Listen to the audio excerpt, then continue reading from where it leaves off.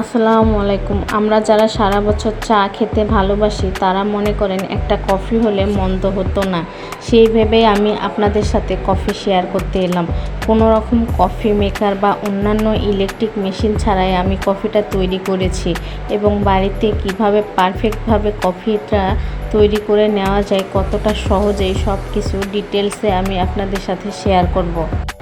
এখানে আমি একটা কাপে 1 কাপ কফি বানিয়ে দেখাবো। তার জন্য কাচের গ্লাস নিয়েছি ছোট। আপনারা চাইলে যে কোনো পাত্র নিয়ে নেবেন। তার মধ্যে দিয়ে দিচ্ছি কফি পাউডার, নিয়ে নিচ্ছি 2 চা চামচ পুরো ভর্তি করে।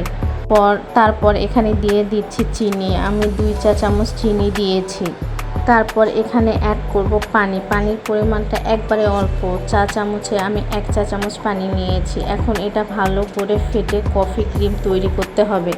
খুবই সহজ, এরকম চা চামচ দিয়ে কফি করে নিতে পারবেন। খুব ভালো করে ফেটে কফি ক্রিমটা তৈরি করতে হবে।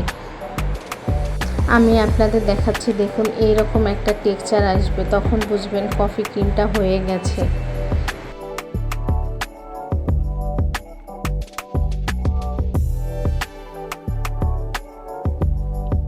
এখন এখানে আমি দুধ গরম বসিয়ে দিয়েছি। দুধটা যদি দেখেন পাতলা, অবশ্যই গুঁড়ো দুধ মিশিয়ে নেবেন। দুধ পাতলা হলে কিন্তু কফিটা কখনোই খেতে ভালো লাগবে না।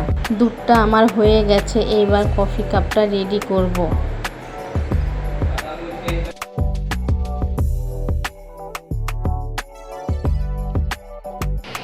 কফি ক্রিমটা এখানে দিয়ে দিলাম, তারপর দুধটা ঢেলে দেব।